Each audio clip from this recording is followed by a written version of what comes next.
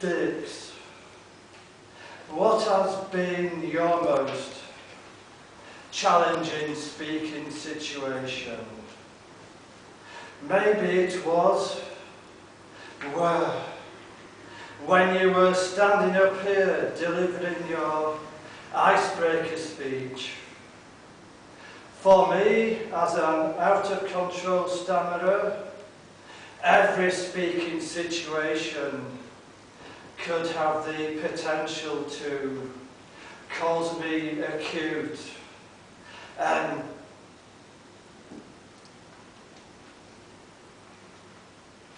harassment. I can remember one such occasion when I went to a rugby league match, hence a jersey, at St Helens, and I just got to the ground in time to watch the second half. And the reason I was late was because I didn't know the way to the ground from the station. And of course I was terrified to just ask somebody for directions.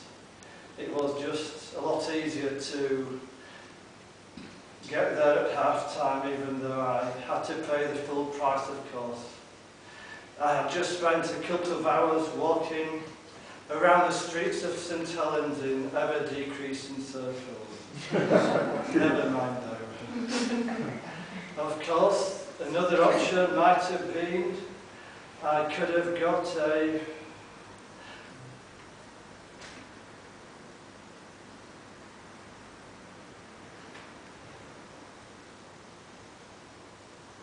bus to the ground. That would have saved me a lot of walking, but just to be able to find out, to ask somebody whereabouts I would be able to catch the bus, that would have been too much for me to do. And then of course I would have had to ask the bus driver for my fare and tell him the destination I would like to go to. That was obviously out of the question as well. In fact, as a school boy, I had a lot of extra exercise as well, because everybody else could get a lift home on the bus, but of course I could not pluck up the courage to ask the driver for my fare, so I would wave at my friends as they went past and I would be trudging home in whatever the weather was. It did have its consolation though. I got plenty of exercise, of course, and also I could save up the bus fares to buy myself a consolation drink when I got to the shop near home, and then I could drown my sorrows on a soft drink, of course.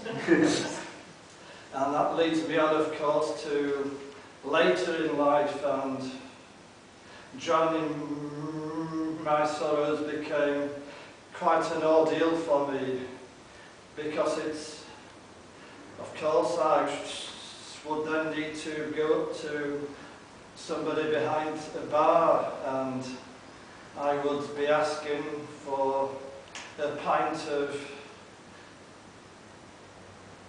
pressed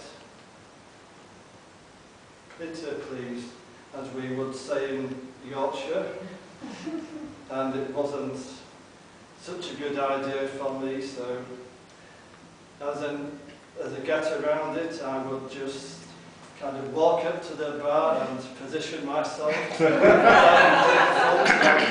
whichever drink I wanted to order, and the sign language came in quite handy on those occasions.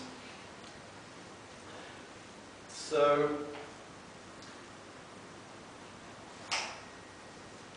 at least I got so far without getting through my notes, but I learned from last time.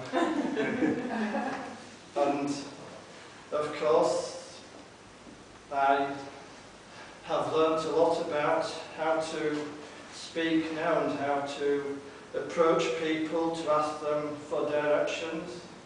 Indeed, it is part of what I need to do now. I can take a day out on a Saturday to go into the streets of Edinburgh to stop people and ask, do you know the way to Debenhams, or do you know Max and Spencer, madam, or maybe John Lewis, just so I can prove to myself. And the last part, which I must remind myself about. And I know you are asking yourselves how I get on about ordering a drink in the pub now. Well, all I can suggest is that the next time I go to Greyfriars hobby, then you must join me, and even though I won't pay for your drink, I don't mind ordering it at the bar. And lastly, my most challenging speaking situation, of course, is going to be after the break on the table topic session. Thank you very much.